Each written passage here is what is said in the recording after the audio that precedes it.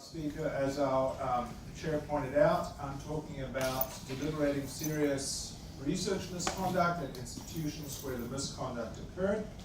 I'm Chris Simon at the Trent Center for Bioethics at Duke University in the USA. So the problem as I see it is that institutions effectively warehouse their misconduct cases. So when misconduct cases happen, they tend to get wrapped up in legal proceedings, at least they do in the United States, that can go on for a number of years. But even once those legal proceedings are over, we tend not to hear about those cases. They just disappear into some forgotten warehouse or archive, and that's the end of it. And this really contributes a lack of transparency and institutional accountability to all the other problems we have going on in the world of research integrity. So the question is really, is there another way to do it? Is there a way of bringing these cases to the front? Well, I think there is. The social scientists among us will understand the concept of reflexivity, which is really an idea that encourages self-reflection, transparency, and critical dialogue, and we can and should apply it to internal misconduct when appropriate, so misconduct that happens within an institution. At Duke University, we have the distinction of having a number of high-profile misconduct cases in recent years. The most recent this year involving a pulmonary researcher who embezzled money as well as fabricated data, and that case is now going to cost the institution $112.5 million, which we understand is a new record in terms of academic fraud.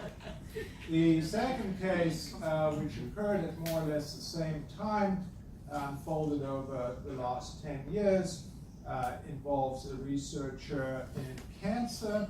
We call this the translational omics case, although it has also been referred to as the Neil Cody case in the literature, but to acknowledge that this misconduct goes well beyond just one individual, we refer to it as a translational omics case.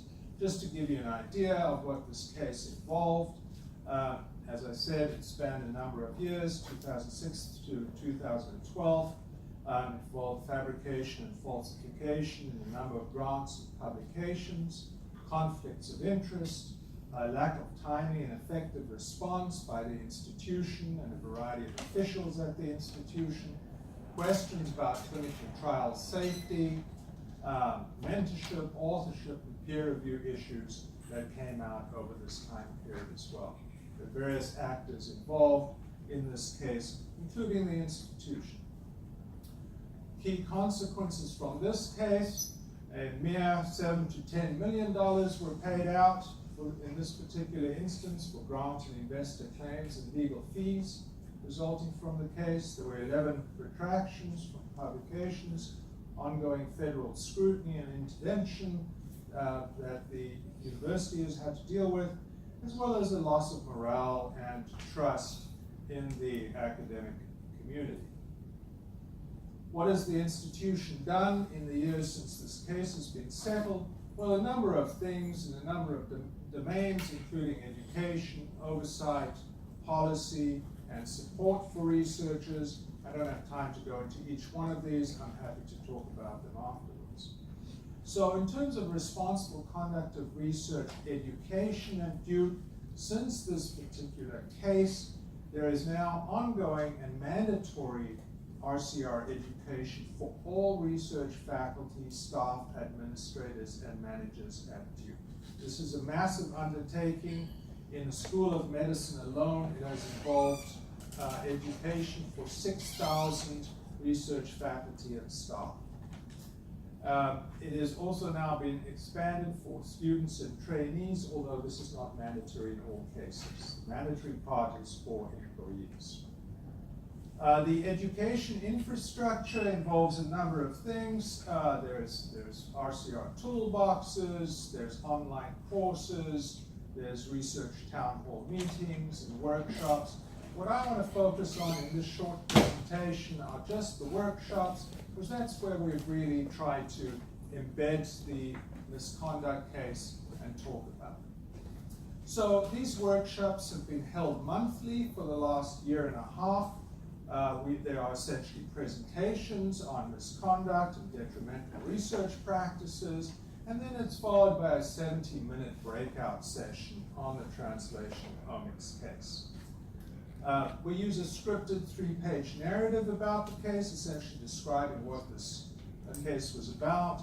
We then ask people to discuss the case openly. We try to be as non-directive as possible so they have an opportunity to approach it in the way that they want to. And then we begin to ask questions like, what do you think went wrong in this particular case?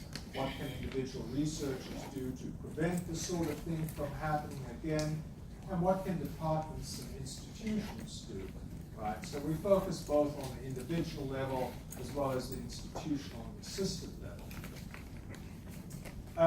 Just a few images on how these workshops look in practice.